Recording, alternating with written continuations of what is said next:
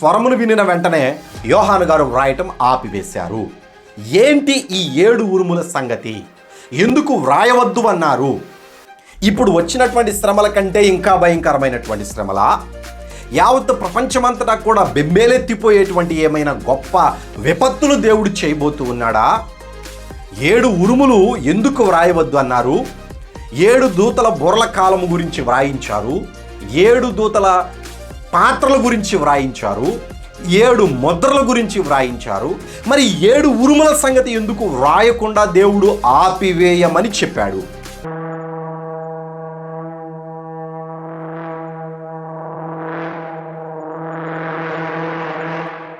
ప్రభువును లోకరక్షకుడైన యేసుక్రీస్తు ప్రశస్తమైన నామంలో మీ అందరికీ నా హృదయపూర్వకమైనటువంటి వందనాలు తెలియజేస్తూ ఉన్నాం.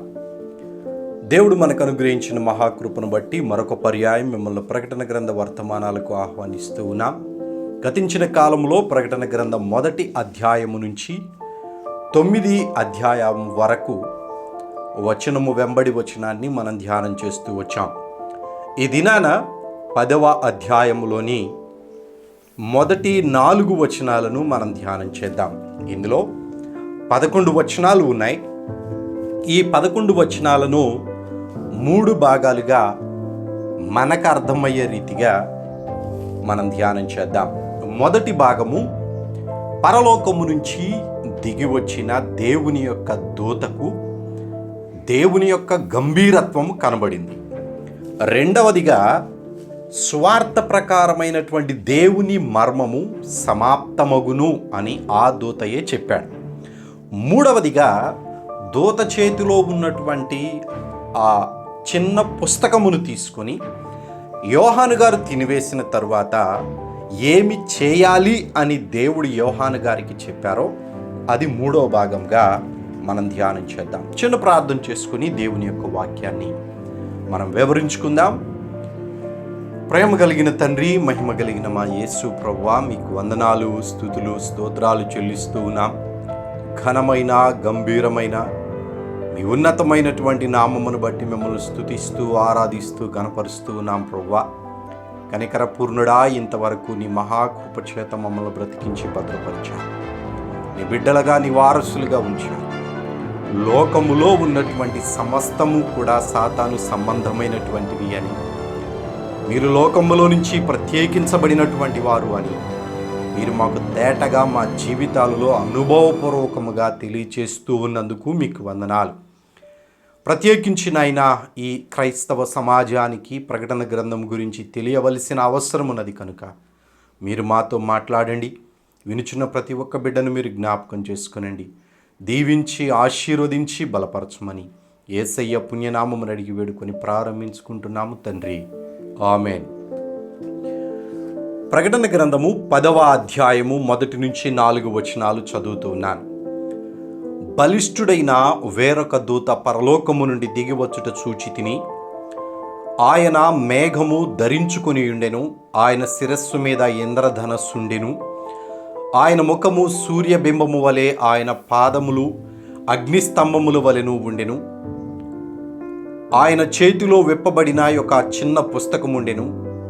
ఆయన తన కుడి పాదమును సముద్రం మీదను ఎడమ పాదమును భూమి మీదను మోపి సింహము గర్జించినట్లు గొప్ప శబ్దముతో ఆర్భాటించెను.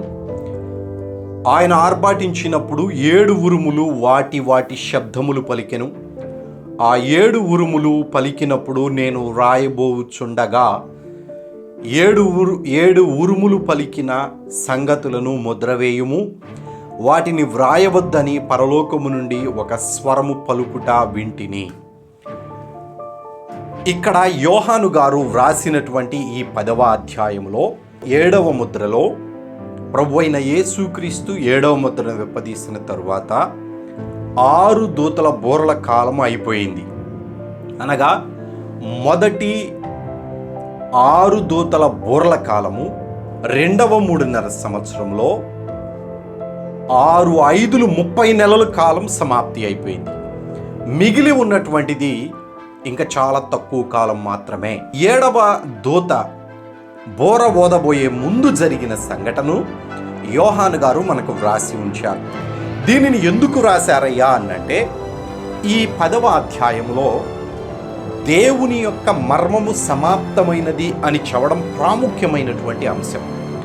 రెండవదిగా గతించినటువంటి జనాంగము గురించి, రాజుల గురించి మరలా తిరిగి ప్రకటించవలసిన అవసరం ఉన్నది అని యోహాను గారికి తెలియజేయబడింది.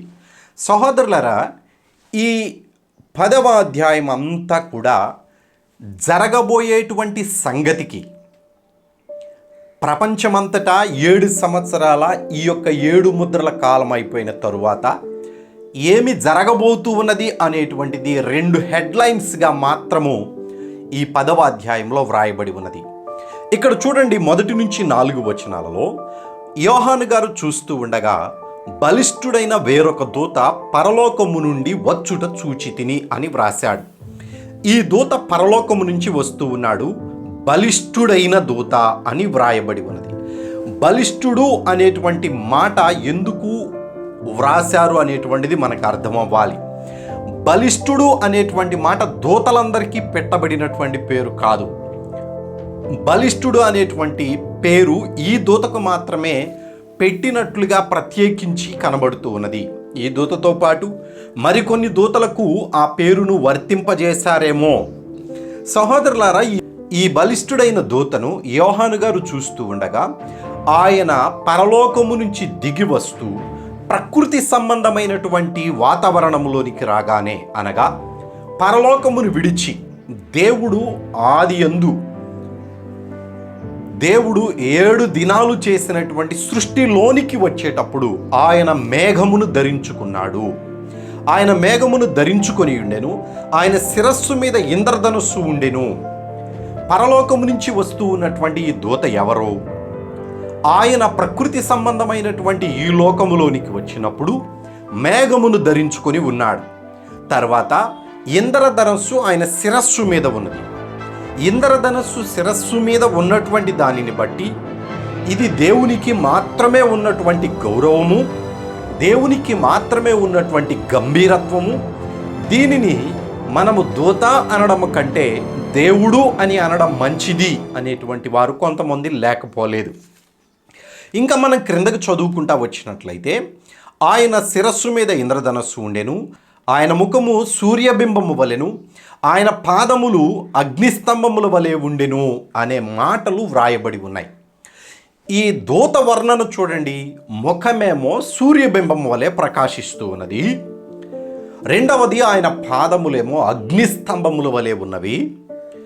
మూడవదేమో ఆయన శిరస్సు మీద ఇంద్రధనుస్సు ఉన్నది. ఆయన ధరించుకున్నటువంటి మేఘములు అనేటువంటివి కూడా నాలుగవదిగా మనకు కనబడుతూ ఉన్నది. ఈ నాలుగింటిలో ప్రకృతిలోనికి వచ్చినప్పుడు మాత్రమే ఈ మేఘములు కనబడుతూ ఉన్నాయి. ఎందుకనంటే పరలోకములో ప్రకృతి సంబంధమైనటువంటి మేఘాలు ఉండవు. పరలోకములో ఉన్నటువంటి మేఘము అనే పదాన్ని బైబిల్లో మనం చదువుకుంటాం.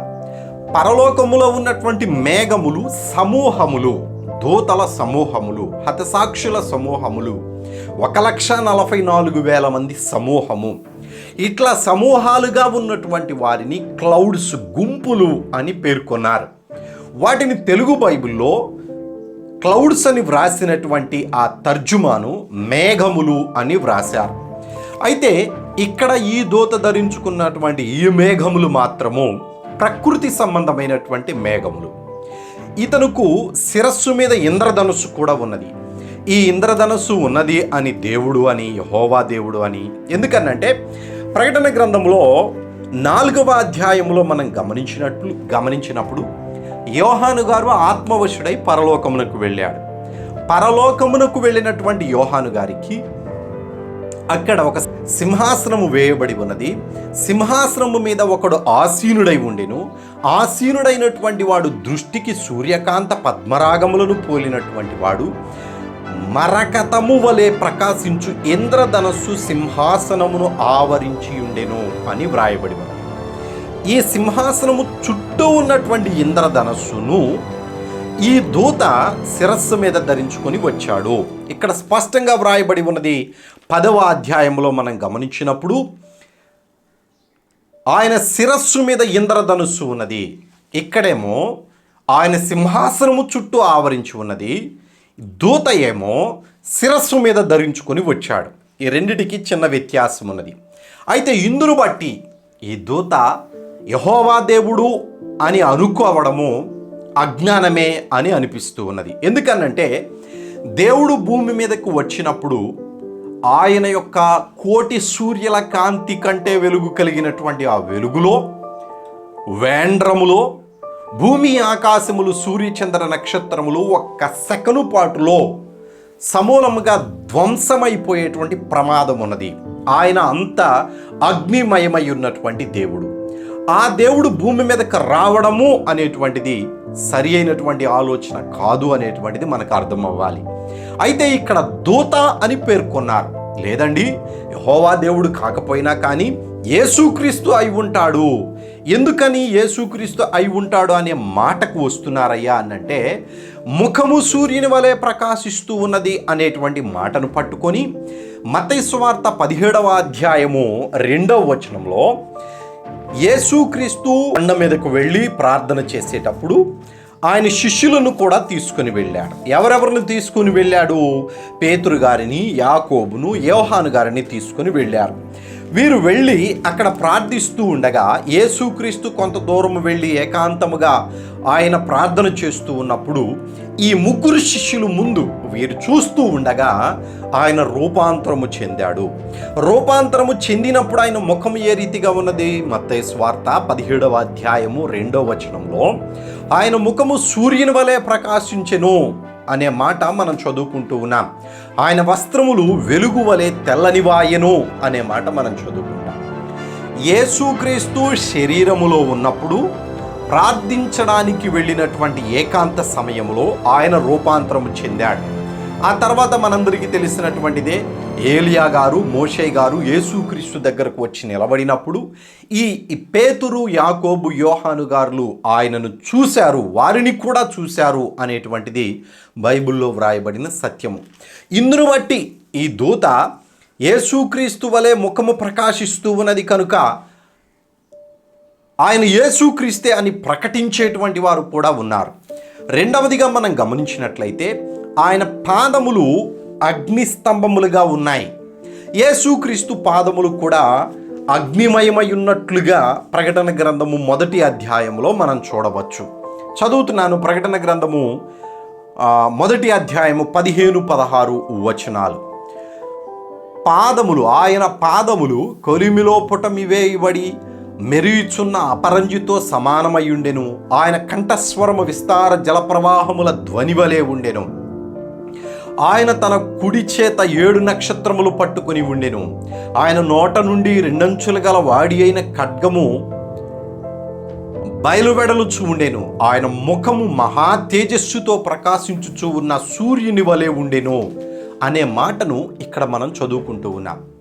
2 సందర్భాలలో యేసుక్రీస్తుని సూర్యునికి పోల్చారు. సూర్యుని వలె ఆయన ప్రకాశిస్తూ ఉన్నాడు అని, సూర్యుని వెలుగు వలె ఆయన రూపాంతరము చెందాడు అని 2 వాక్యాలు మనకు బైబిల్లో వ్రాయబడి ఉన్నాయి.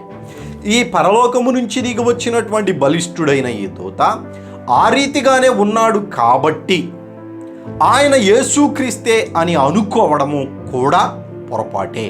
ఎందుకని అని మనం ఒకసారి ఆలోచన చేసినప్పుడు ఈ 10వ అధ్యాయము 1వ వచనములోనే బలిష్ఠుడైన వేరొక దూత అని వ్రాయబడి ఉన్నది.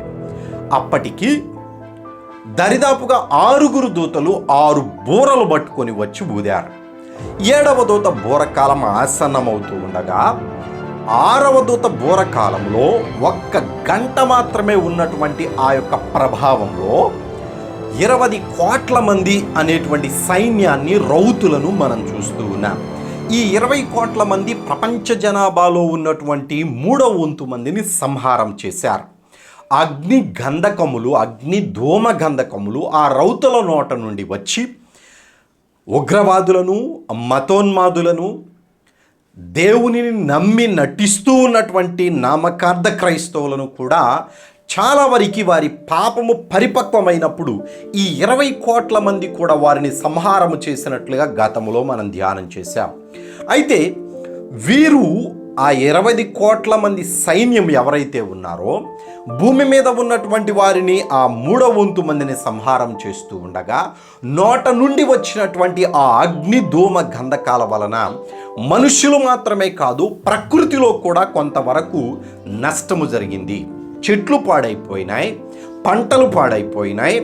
అదే మాట ఇక్కడ 7వ అధ్యాయంలో సూర్యోదయ దిక్కు నుండి వచ్చినటువంటి దూత ఆ 4 దూతలకు చెప్తూ ఉన్నాడు. ఈ 4 దూతలు ఎవరు? ఈ 20 కోట్ల మందిని 20 కోట్ల మందికి నాయకత్వం వహిస్తూ ఉన్నటువంటి 4 దూతలు.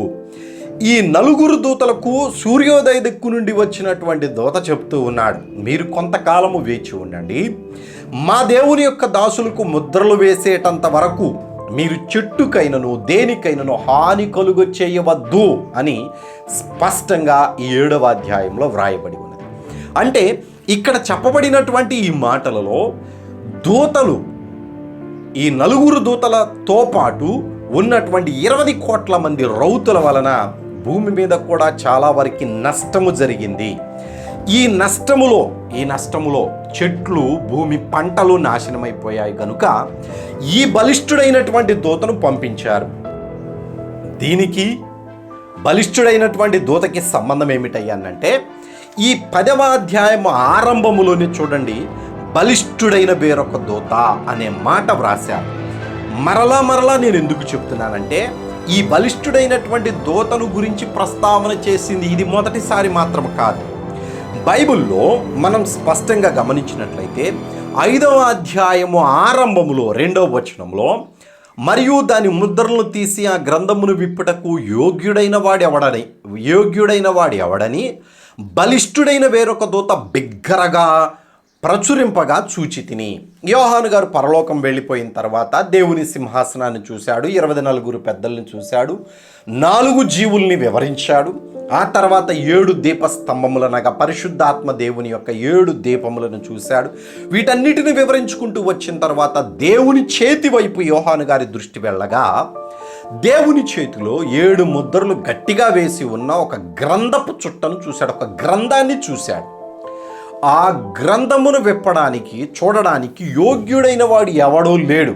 కానీ ఈ బలిష్ఠుడైనటువంటి దూత ఏమంటున్నాడో చూడండి, మరియు దాని ముద్రలను తీసి ఆ గ్రంథమును విప్పుటకు యోగ్యుడైన వాడు, అందుకు ఈ దూతకు బలిష్ఠుడైన దూత అని పేరు పెట్టారు. అనగా దేవుని చేతిలో ఉన్నటువంటి ఆ గ్రంథమును చూడడానికి శక్తి లేనటువంటి పరలోకపు రాజ్యములోనే దేవుని చేతిలో ఉన్నటువంటి ఆ గ్రంథమును చూసి ఎన్ని ముద్రలు ఉన్నాయో కనుగొని ఆ ముద్రలు విప్పదీయడానికి యోగ్యుడు ఎవరు అని చెప్పేసి బిగ్గరగా ప్రచురం చేసినటువంటి దూతయే ఈ బలిష్ఠుడైనటువంటి దూత. కొంచెం ధ్యాస కలిగి ఆలోచించండి. ఈ బలిష్ఠుడైనటువంటి దూత దేవునికి సమీపముగా ఉన్నాడు. ఆయన దేవునికి సమీపముగా ఉండడం మాత్రమే కాదు, భూమి మీదకు వచ్చినప్పుడు ఈ దూత యొక్క వైఖరిని మనం చూస్తే భూమి మీదకి రాగానే, అనగా ప్రకృతి సంబంధమైనటువంటి ఈ వాతావరణంలోనికి రాగానే మేఘమండలం అంతా కూడా ఆయనను వస్త్రము వలె ధరించుకున్నది. మేఘములన్నీ కూడా ఆయనను వస్త్రము వలె ధరించుకొని ఉన్నవి. ఈయన వచ్చినప్పుడు ఒక పాదమునేమో సముద్రం మీద ఉంచాడు, మరొక పాదమునేమో భూమి మీద ఉంచాడు. ఈ భూమి మీదకు మేఘము దిగి వస్తే ఏమి జరుగుతుంది? వర్షాలు కురుస్తాయి. అదే నీటి మీదకి మేఘములు వెళితే ఏమి జరుగుతుంది? నీటిని ఆ మేఘములు తాగి ఎక్కడైతే దేవుని ప్రణాళిక ప్రకారము ఆ మేఘము వర్షించాలి అని ఈ దూత ద్వారా ఆ కార్యము జరిగిస్తూ ఉన్నాడో, ఆ దూత చెప్పినటువంటి ప్రాంతములో మేఘము వర్షించడానికి దేవుని మహాకృపను బట్టి ఈ కార్యాన్ని ఆ దూత జరిగిస్తూ ఉన్నాడు. ఇంకా స్పష్టంగా మీకు చెప్పాలి అని అనుకుంటే ఈ దూతను వర్షము మీదను, ఉరుముల మీదను, మెరుపుల మీదను, పిడుగుల మీదను అధికారిగా దేవుడు నియమించాడు. ఈ ఉరుములు, మెరుపులు, ధ్వనులు ఎక్కడి నుంచి వస్తాయి? మనందరికీ బాహాటముగా ప్రకటన గ్రంథంలో వ్రాయబడి ఉన్నది 5వ వచనంలో 4వ అధ్యాయంలో, ఆయన సింహాసనములో నుండి మెరుపులను, ధ్వనులను, ఉరుములను బయలుదేరుచు ఉన్నవి. బయలుదేరినప్పుడు వాటిని సరి అయిన మార్గములో నడిపించి స్పష్టమైనటువంటి విధముగా దేవుని చిత్త ప్రకారముగా కార్యసిద్ధి కలుగజేయడానికి దేవుడు నియమించినటువంటి దూత ఈ బలిష్ఠుడైన దూత. అంతేకాని యేసుక్రీస్తు కాదు. ఇంద్రధనస్సు శిరస్సు మీద ఉన్నది కాబట్టి ఆయన దేవుడు కాదు. ఇంద్రధనస్సు అనేటువంటిది ఎప్పటి నుంచి దేవుడు భూమి మీద ఉంచాడో మనందరికీ తెలుసు. నోవహు గారి కాలము నుంచి భూమి మీదకి జలప్రళయము రాకుండా ఇక రప్పించను. ఎందుకు రప్పించను అని దేవుడు అంటున్నాడయ్యా అనంటే, నరుని ఆలోచన వాడి బాల్యదినముల నుంచే చెడ్డది. మంచి ఆలోచన మేము చేస్తున్నాము అని అనుకుంటున్నారే కానీ వాడి ఆలోచన దేవుని చిత్తానుసారముగా ఉన్నటువంటిది కాదు. కాబట్టి దేవుడు స్పష్టముగా నోవహు గారికి ఆయన సంతానం అంతటికి కూడా ఒక గుర్తుగా దేవుడు ఈ ఇంద్రధనస్సును భూమి మీదకి పంపిస్తూ ఉంటాడు. ఈ ఇంద్రధనస్సును భూమి మీదకి తీసుకువచ్చేటువంటి దూత కూడా ఈ బలిష్ఠుడైనటువంటి దూతయే. సహోదరులారా, చాలా జాగ్రత్తగా ఆలకించండి. ఇంద్రధనస్సు మేఘములలో ఉంచుతాను అని దేవుడు ఆదికాండములో స్పష్టంగా వ్రాయించి ఉంచారు. ఆ మేఘములు వచ్చినప్పుడు ఆ ఇంద్రధనస్సు మనం చూస్తూ ఉంటాం. ఇదే ఇంద్రధనస్సు పరలోకములో దేవుని సింహాసనము దగ్గర అపరంజుతో మెరుగుచూ ఉన్నటువంటి దాని వలె కనబడుతూ ఉన్నది. ఇంత స్పష్టముగా దేవుని వాక్యము ఉంటే ఈ దూతను యేసుక్రీస్తు అని ఎట్లా మనం పోల్చుకోగలమండి? ఓకే, ఇప్పుడు దేవుడు యేసుక్రీస్తు అయి ఉంటే ఈ దూత గురించి దూత అని ఎందుకు ప్రస్తావనలోనికి తీసుకొని వస్తారు? బలిష్ఠుడైన వేరొక దూత. యేసుక్రీస్తు దూతల కంటే తక్కువ వాడిగా శరీరములో చేయబడ్డాడు. కానీ ఈ దూతలందరికంటే ఉన్నతమైనటువంటి నామమును పొందినవాడై, గొప్ప అధికారము పొందినటువంటి వాడై, రానున్నటువంటి దినములలో యావత్ ప్రపంచమంతటిని కూడా 1000 ఏండ్లు పరిపాలన చేయడానికి ఉన్నతమైనటువంటి అధికారమును మాత్రమే కాక ఉన్నతమైనటువంటి నామమును కూడా ఆయన పొందుకొని ఉన్నాడు. ఇక్కడ ఈ దూతకు ఒక సేవకునిగాను, ఒక పని చేసేటువంటి వానిగాను మనము గుర్తించాలి.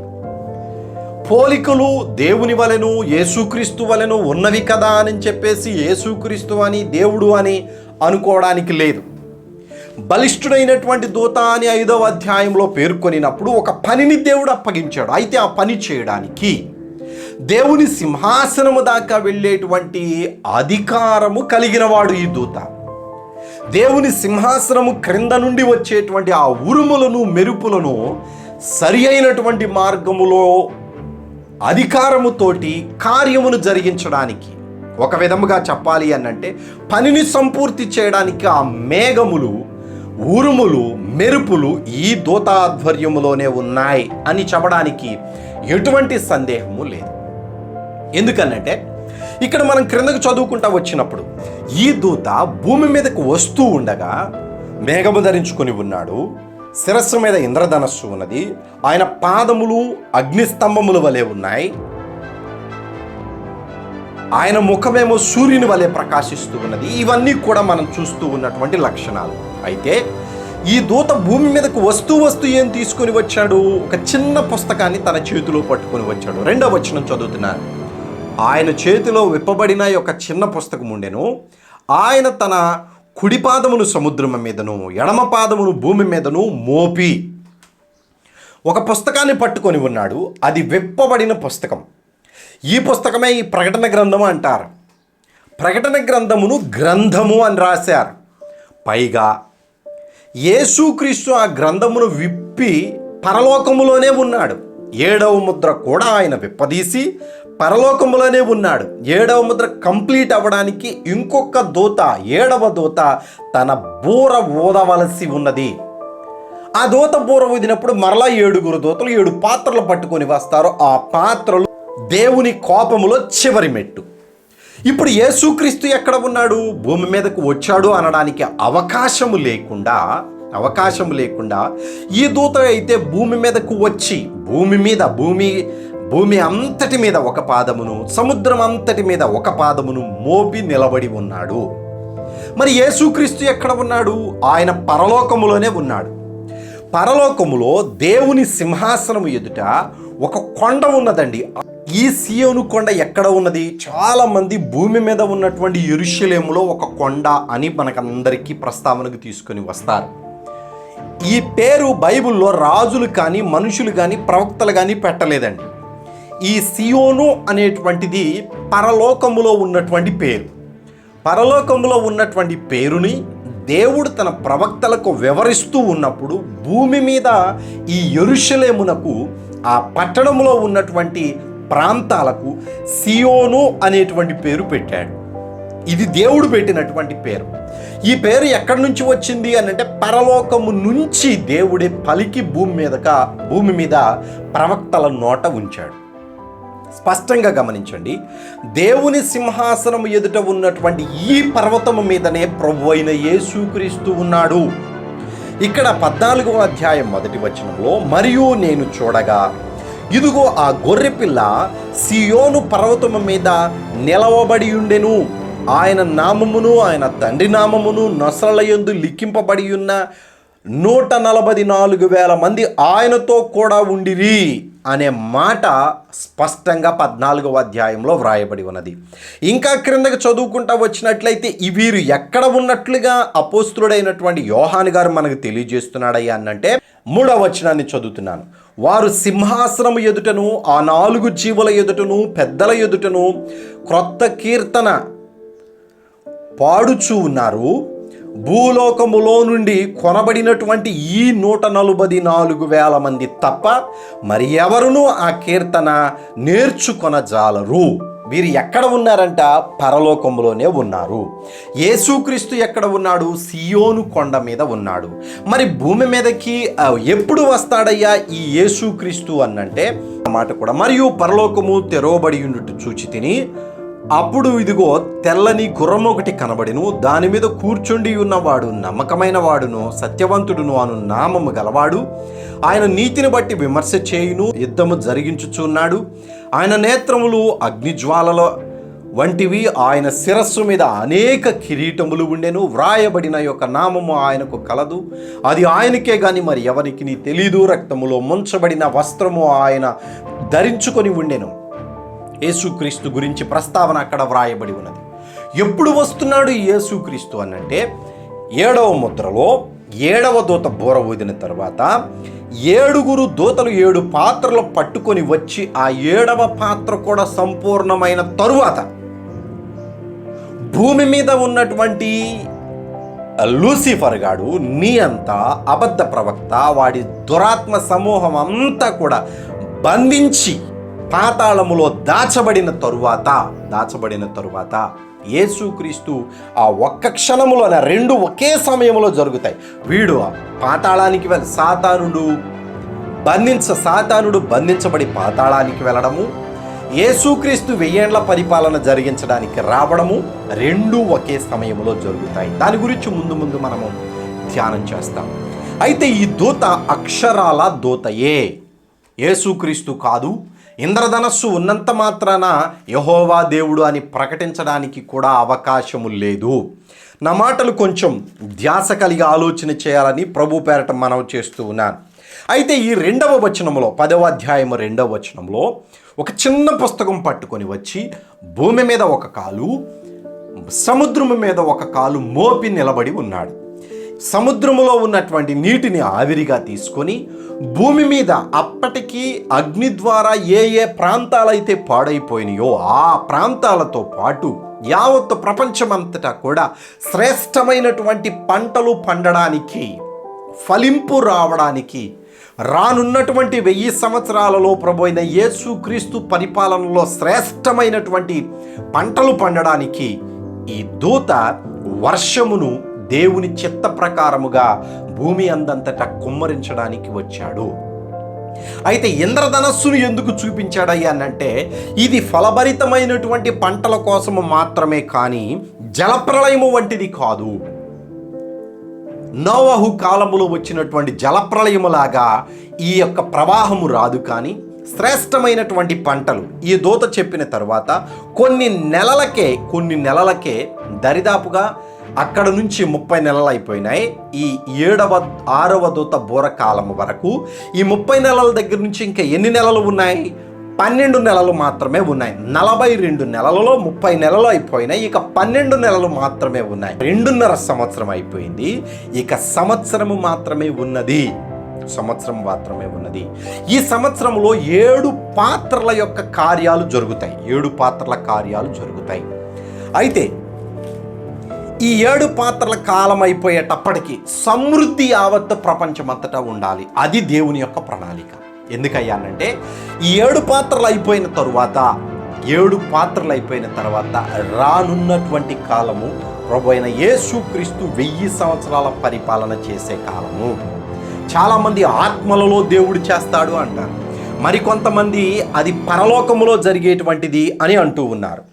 మరికొంతమంది అది ఆల్రెడీ జరుగుతూ ఉన్నది అని అంటూ ఉన్నారు. సహోదరులారా, ఇప్పుడు సాతానుగాడు ఏ రీతిగా అయితే మనుషులకు కనబడకుండా వాడి రాజ్యమును మనుషులలో ఏ రీతిగా విస్తరింపజేశాడో, యేసుక్రీస్తు కూడా నీతిని, న్యాయమును, సత్యమును ఆధారము చేసుకొని మనుషులు బ్రతుకులాగున సాతానును బంధించి వేసి, వాడి దురాత్మ సమూహం అంతటిని బంధించి వేసి, కేవలం నీతి న్యాయములు అనుసరించి నడవడానికి ప్రజల ముందు మార్గాన్ని సిద్ధపరిచాడు. అదే 1000 ఏండ్ల పరిపాలన. యేసుక్రీస్తు ఏ నరుని కంటికి కనబడడు. ఆయన కనబడేటువంటిది పంచభూతాల మిక్కటమైన వేండ్రముతో లైబైపోయేటువంటి చివరి సమయములో, ప్రపంచము సర్వనాశనమైపోయేటువంటి సమయంలో, పరలోకము నుంచి అగ్ని దిగి వచ్చినటువంటి సమయంలో ప్రతి నేత్రము కూడా ఆయనను చూస్తారు. దీనినే ఆగమనము అని బైబిల్లో వ్రాయబడి ఉన్నది. ఆ కాలమునకు సమృద్ధి కోసమే ఈ బలిష్ఠుడైనటువంటి దూత 12 నెలల కంటే ముందుగా, అనగా 1 సంవత్సరానికంటే ముందుగా శ్రేష్టమైనటువంటి ఫలములు ఫలించడానికి భూమి మీద వర్షాన్ని అనుగ్రహించాడు. అయితే ఈ దూత చేతిలో ఉన్నటువంటి పుస్తకము, విప్పబడిన ఒక చిన్న పుస్తకము ఉన్నది. ఈ చిన్న పుస్తకమును తీసుకొని వచ్చి ఏం చేస్తూ ఉన్నాడు ఆ దూత? 3వ వచనాన్ని చదువుతున్నాను. సింహము గర్జించినట్లు గొప్ప శబ్దముతో ఆర్భాటించెను. ఆర్భాటము అనేటువంటిది ఈ దూతకు అలవాటు. ఇదే 5వ అధ్యాయం, ప్రకటన గ్రంథం 5వ అధ్యాయం 2వ వచనంలో కూడా బిగ్గరగా కేకలు వేశాడు, బిగ్గరగా ప్రచురము చేశాడు అని వ్రాయబడి ఉన్నది. గంభీరమైనటువంటి స్వరము కలిగిన ఈ దూతయే. ఆయన స్వరము దేవుడు ఇచ్చినటువంటి ఒక గొప్ప ఉన్నతమైన గంభీరత్వము కలిగినటువంటి స్వరము. అయితే ఈ దూత ఆ విప్పబడిన పుస్తకము తీసుకొని సముద్రము మీద ఒక కాలు, భూమి మీద ఒక కాలు మోపి ఆర్భాటిస్తూ ఉన్నాడు. ఆర్భాటించినప్పుడు ఏమి జరిగింది? సింహము గర్జించినట్లు గొప్ప స్వరముతో ఆర్భాటించెను. ఆయన ఆర్భాటించినప్పుడు 7 ఉరుములు వాటి శబ్దములు పలికినాయి.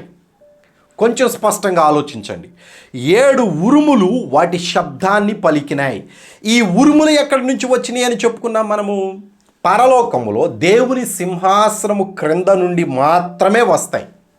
చాలామంది మేఘాలు గుద్దుకోవటం వలన ఉరుములు పుడతాయి, మెరుపులు పుడతాయి అని మనుష్యుని ఆలోచనను బట్టి ఆలోచన చేస్తూ ఉన్నారు. అంటే దేవుడు చేసేటువంటి కార్యములో మనకు కనబడినటువంటి దానిని మాత్రమే అర్థం చేసుకుంటున్నారు. కానీ బైబిల్ చెప్పే సత్యం ఏమిటయ్యానంటే ఆది నుంచి అంతం వరకు చెప్తారు బైబిల్లో. ఏదైనాను కానీ బైబిల్లో స్పష్టంగా 1 నుంచి చివరి వరకు ఉన్నటువంటి సమస్త ప్రక్రియను బోధించబడుతూ ఉన్నది. పరలోకము నుంచి వచ్చినటువంటి ఆ మెరుపులు, ఆ ఉరుములు మేఘముల మధ్య అవి వాటి ప్రభావాన్ని చూపినప్పుడు మేఘము వర్షించడం జరుగుతూ ఉన్నది. అంతేకాని మేఘాలు గుద్దుకున్నందువలన వాటంతటా అవే గుద్దుకొని వర్షం కురుస్తూ ఉన్నది అనేటువంటిది సరి అయినటువంటి ఆలోచన కాదు. ప్రత్యేకించి వర్షాకాలములో మాత్రమే వర్షాలు పడడానికి ఒక ప్రత్యేకమైనటువంటి దేవుడు కాలాన్ని నిర్ణయించాడు. ఆ కాలంలోనే వర్షాలు పడతాయి, ఆ కాలంలోనే పంటలు పండుతాయి, ఆ కాలంలోనే దేవుడు ఆ క్రమాన్ని నిర్ణయించాడు. కనుక దేవుడు ఏర్పాటు చేసిన ఆ క్రమములో, ఆ కాలములోనే మెరుపులు, ఉరుములు వచ్చి ఈ కార్యాన్ని జరిగిస్తూ ఉంటాయి. సహోదరులారా, ఇక్కడ ఆర్భాటించినటువంటి ఆ గంభీరమైన దూత వస్తూ తీసుకొని వచ్చినటువంటి ఆ ఉరుములను, మెరుపుల యొక్క ప్రభావముని ఇక్కడ కనబరుస్తూ ఉన్నారు. అవేమిటయ్యానంటే, ఎప్పుడైతే ఆ దూత ఆర్భాటించిన వెంటనే 7 ఉరుములు వాటి యొక్క శబ్దాలను పలికాయి. ఆ శబ్దాలను విన్నటువంటి యోహాను గారు ఏం చేశాడు? బెంబేలెత్తిపోలేదు, అయ్యో అనుకోలేదు. కానీ 4వ వచనంలో ఏం జరిగిందో చూడండి. ఆ 7 ఉరుములు పలికినప్పుడు నేను వ్రాయబోచు ఉండగా 7 ఉరుములు పలికిన సంగతి ముద్ర వేయుము. ఇక్కడ మనకు అర్థం కావలసినటువంటి శ్రేష్టమైన కొన్ని మాటలు ఉన్నాయి. పరలోకము నుంచి దిగి వచ్చిన దూత ఆయన వస్తూ ఆ ఉరుములను, మెరుపులను దేవుని యొక్క ఆజ్ఞ ప్రకారముగా వాటిని ఉపయోగించడానికి తీసుకొని వచ్చాడు. వచ్చినటువంటి ఆ ఉరుములు దేవుని చిత్త ప్రకారముగా ఈ దూత ఎప్పుడైతే ఆర్భాటించాడో, నాకు తెలిసి పర్మిషన్ ఇచ్చాడు ఆ ఉరుములకు. ఎప్పుడైతే పర్మిషన్ ఇచ్చాడో, ఆ పర్మిషన్ ఇచ్చిన వెంటనే ఈ 7 ఉరుములు వాటి శబ్దాన్ని పలికినాయి. ఆ శబ్దము పలికినప్పుడు ఈయన వ్రాయబోతూ ఉన్నాడు. యోహాను గారు చూస్తూ ఉన్నాడు ఈ ప్రక్రియ అంతటిని.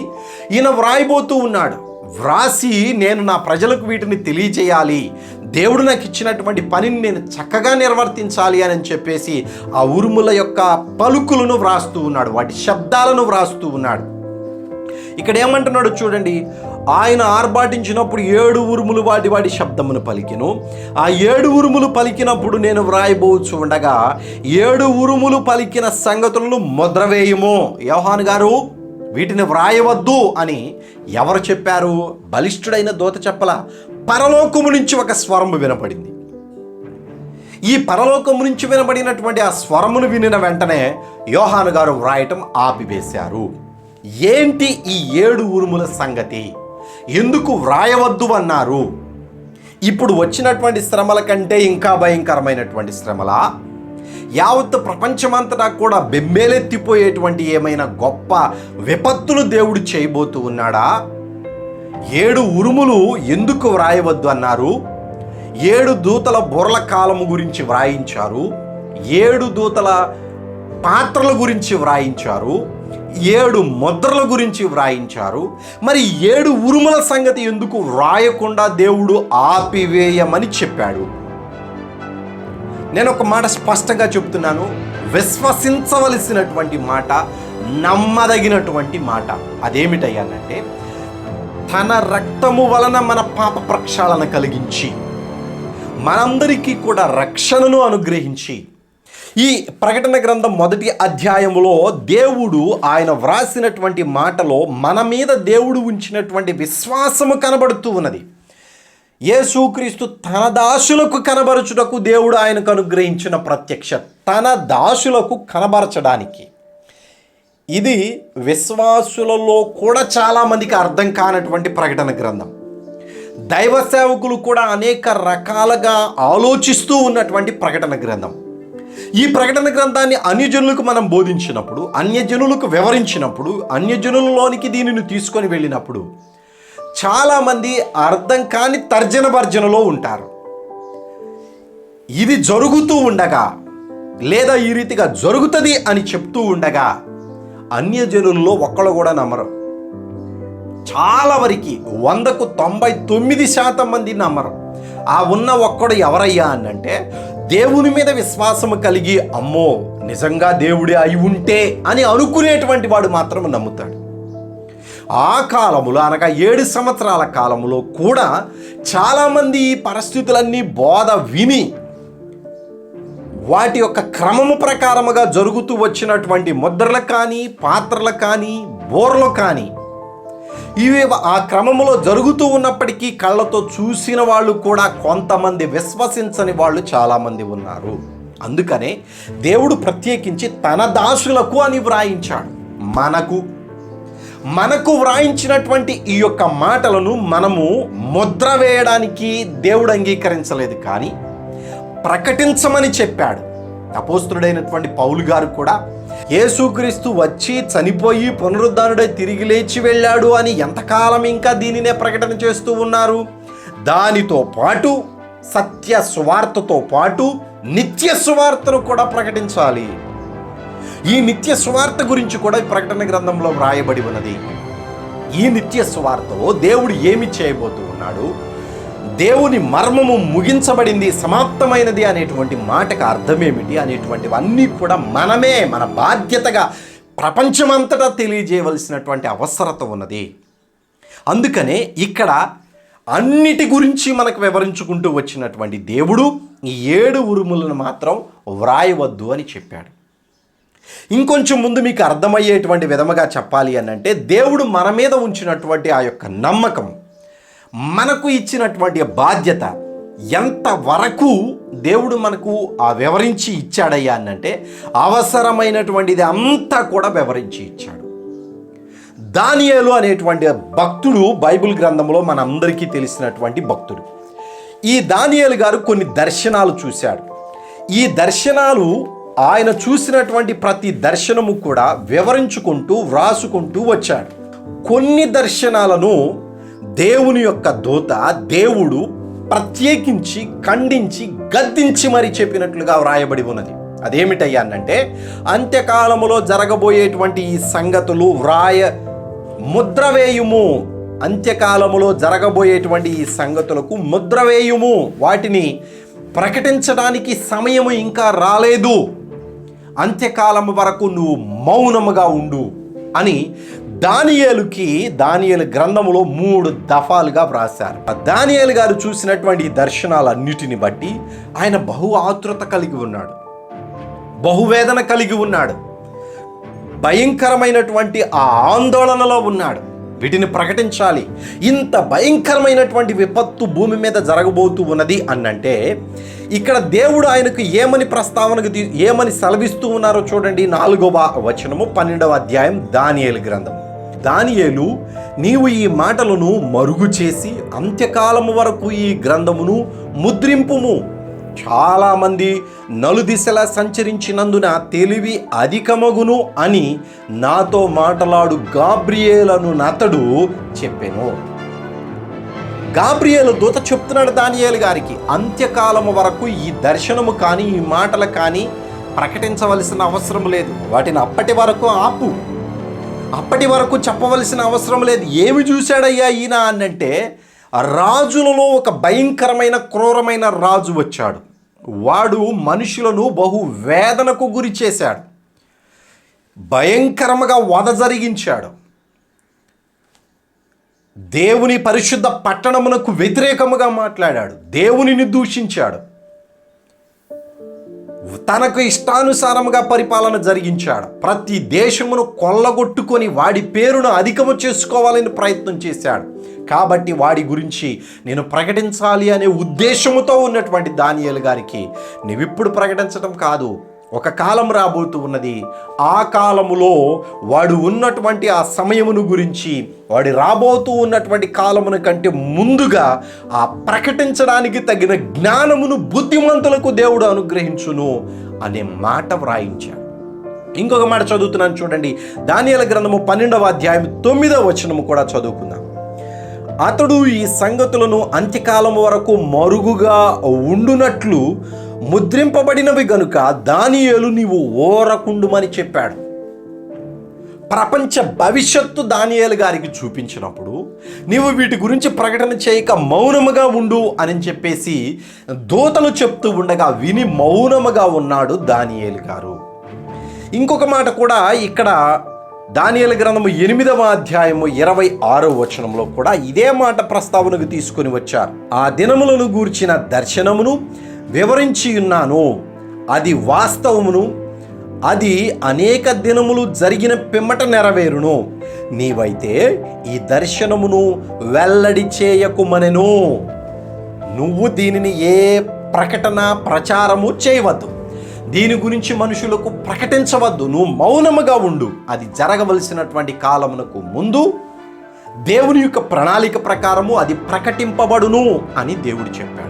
సహోదరులారా, ఈ సమస్తము కూడా దేవుడు ముందుగానే వ్రాయిస్తూ వచ్చినప్పుడు ఈ 7 ఉరుముల సంగతి ఎందుకు వ్రాయించలేదు? ఎందుకు వ్రాయడానికి అవసరం లేకుండా చేశాడు? వ్రాస్తూ ఉన్నటువంటి యోహాను గారిని వ్రాయవద్దు అని పరలోకము నుంచి ఎందుకు చెప్పబడిందయ్యా అనంటే, ఇది మనుషులకు అవసరమైనటువంటిది కాదు, మనుషులకు సంబంధించినటువంటిది కాదు. దేవుడు తన యొక్క కృపను బట్టి జరిగించవలసినటువంటిది ఏదో ఉన్నది. దానిని చేయడానికి దేవుడు ఆయన యొక్క ఆలోచన ప్రకారము ఆ 7 ఉరుములను ఆ కాలములో ఆ పనులు జరిగించడానికి దేవుడు భూమి మీదకి పంపించాడు. కానీ మనుషులకు చెప్పవలసినటువంటి అవసరత లేదు. ఒకవేళ మనుషులకు చెప్పవలసిన అవసరత ఉంటే తప్పనిసరిగా దేవదేవుడు వ్రాయించి ఇచ్చేవాడు. ఆయనకు మనమంటే అంత ప్రేమ, తన ప్రాణాన్నే మన కోసం దారబోసిన దేవుడు ఈ విషయాన్ని ఎందుకు మరుగు చేశాడు అనంటే, మనకు అవసరం లేదు. దాని గురించి అవసరమైనటువంటి వాటి గురించి అన్నిటినీ వ్రాయించాడు. ఏ ఒక్కటి కూడా విడిచిపెట్టలేదు. మనిషికి కావలసిన సమస్తమును కూడా ఇందులో వ్రాయించి ఉంచాడు. 7 ఉరుముల సంగతి మాత్రం తప్ప. యోహాను గారు చూశాడు కానీ ఆయన ప్రకటన చేయలేదు, వెల్లడి చేయలేదు. విన్నటువంటి దానిని వ్రాయడానికి దేవుని యొక్క మాటను మీరి వ్రాయలేదు. ఎందుకంటే అవి మనకు అవసరం లేనటువంటివి. అవసరమైనదైతే తప్పకుండా దేవుడు వ్రాయిస్తాడు, అందులో ఎటువంటి సందేహము లేదు. కాబట్టి ఇక్కడ ఈ 7 ఉరుములు ఉరిమినప్పుడు వ్రాయకుండా వాటిని ముద్ర వేయము, వాటిని వ్రాయవద్దని పరలోకము నుండి ఒక స్వరము పలుకుట వింటిని అని యోహాను గారు స్పష్టంగా వ్రాశాడు. వాటిని వ్రాయలేదు.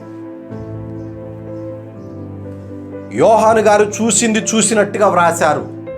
పరిశుద్ధాత్మ దేవుడు మనకు బోధ చేస్తున్నటువంటిది ఆ విధముగానే మనం అర్థం చేసుకోవాలి. లేదండి వీటి మర్మము నేను చెప్పగలను అనేటువంటి వారు ఎవరైనా ఉంటే అట్టివాడు అబద్ధికుడు అని స్పష్టంగా మనం గ్రహించాలి. 7 ఉరుముల సంగతి మనకు అవసరం లేనటువంటిది కాబట్టే వ్రాయించలేదు. ఆ 7 ఉరుములు మనకు సంబంధము లేనటువంటివి, దేవుడు జరిగించవలసినటువంటివి. అందుకనే ప్రత్యేకించి ఆ దూతను దేవుడు ఏర్పాటు చేశాడు.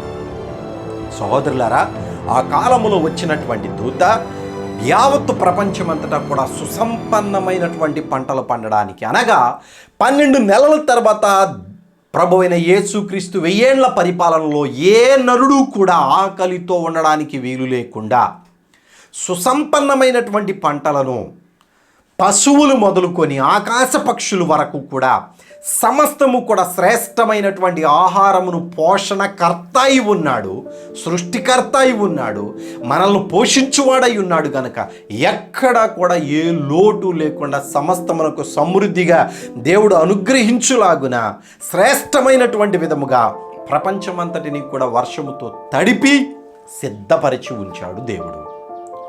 ఈ మాటలు నమ్మదగినటువంటివి. ఎందుకనంటే వాక్యంలో వ్రాయబడి ఉన్నటువంటి ప్రతి మాట కూడా ఒక వచనానికి ఇంకొక వచనానికి వ్యతిరేకము లేకుండా పరిశుద్ధాత్మ దేవుడు మనకు తెలియజేస్తూ వచ్చాడు. కాబట్టి స్పష్టంగా ఈ దూత పరలోకము నుంచి దిగివచ్చాడు. ప్రకృతి సంబంధమైన లోకములోనికి రాగానే మేఘములన్నీ కూడా ఆయన ఆధ్వర్యములోనికి వచ్చినాయి. ఆధ్వర్యములోనికి వచ్చినటువంటి ఈ మేఘములు ఒక కాలు ఏమో సముద్రము మీదను, మరొక కాలు ఏమో భూమి మీదను ఉన్నప్పుడు సముద్రము మీద ఉన్నటువంటి మేఘముల నీటిని త్రాగి భూమి మీద ఎక్కడైతే వర్షింపడానికి ఆ దూత పర్మిషన్ ఇచ్చాడో అక్కడ వర్షిస్తూ ఉన్నాయి. అంత మాత్రమే కాదు, ఆయన చేతిలో ఒక పుస్తకం ఉన్నది. ఆ పుస్తకము ఏమిటి అనేటువంటిది నెక్స్ట్ వీడియోలో మనం చూద్దాం. ఈ ప్రకటన గ్రంథము గురించి ఒక పుస్తకాన్ని మేము ఉచితంగా మీకు అనుగ్రహిస్తూ ఉన్నాం. ఈ పుస్తకం కావాల్సినటువంటి వారు దయచేసి వాట్సాప్లో మీ అడ్రస్ను పంపించండి. వాట్సాప్లో ఈ అడ్రస్ను వాట్సాప్లో మాత్రమే ఎందుకు పంపించమంటున్నానంటే, మీరు కామెంట్స్లో పెట్టినప్పుడు కొన్ని వ్యతిరేకతలు వస్తూ ఉన్నాయి. వాటిని బట్టి మీరు వాట్సాప్లో మాత్రమే వీటిని పంపించాలని మనవి చేస్తూ ఉన్నాను. ఈ వాక్యము పట్ల మీ ఉద్దేశమును కామెంట్స్లో, యూట్యూబ్లో ఉన్నటువంటి కామెంట్స్లో మీ ఉద్దేశాన్ని తెలియచేయండి. అయ్యా ఇది మాకు అర్థం కాలేదు సహోదరుడా అని మీరు కనుక ఏదైనా చెప్పగలిగినట్లయితే దాని గురించి లైవ్లో కానీ లేదా ప్రత్యేకించి మీతో మాట్లాడడానికి కానీ నేను సిద్ధముగా ఉన్నాను. కాబట్టి మీకున్నటువంటి డౌట్స్, మీకున్నటువంటి ఆలోచన ఇది ఈ వచనానికి సెట్ అవ్వటం లేదు, లేదా మీరు చెప్తూ ఉన్నటువంటి దానిలో ఇది మాకు అర్థం కావడం లేదు అని ఎవరైనా కానీ ఉన్నట్లయితే మీరు కామెంట్స్లో మీ యొక్క సందేహాన్ని తెలియచేయండి. తప్పనిసరిగా 100% లైవ్లోనికి రావడానికి లేదా వ్యక్తిగతంగా మీతో మాట్లాడడానికి ఈ రెండిట్లో ఏదో ఒక రకంగా నేను మీతో మాట్లాడడానికి ప్రయత్నం చేస్తాను. మీరు అనేకులకు షేర్ చేయండి. ఈ వాక్యము వాక్యానుసారముగా ఉన్నది అని మీరు నిర్ణయించుకున్నట్లయితే మనమందరము కూడా బాధ్యత కలిగి దేవుని యొక్క పనిలో పని చేద్దాం. ఇది మన బాధ్యత. నాతో పాటు ఎవరైతే ఈ యొక్క వాక్యములో సహకరిస్తూ ఉన్నారో వాళ్ళందరికీ కూడా ఒకే విధమైనటువంటి ఆశీర్వాదాన్ని దేవుడు అనుగ్రహిస్తాడు. కనుక జ్ఞానము కలిగి మనం ప్రవర్తిద్దాం. మన దేవుని యొక్క కార్యాలను మనం ప్రకటన చేద్దాం. వందనాలు. సెలవు తీసుకుంటాం.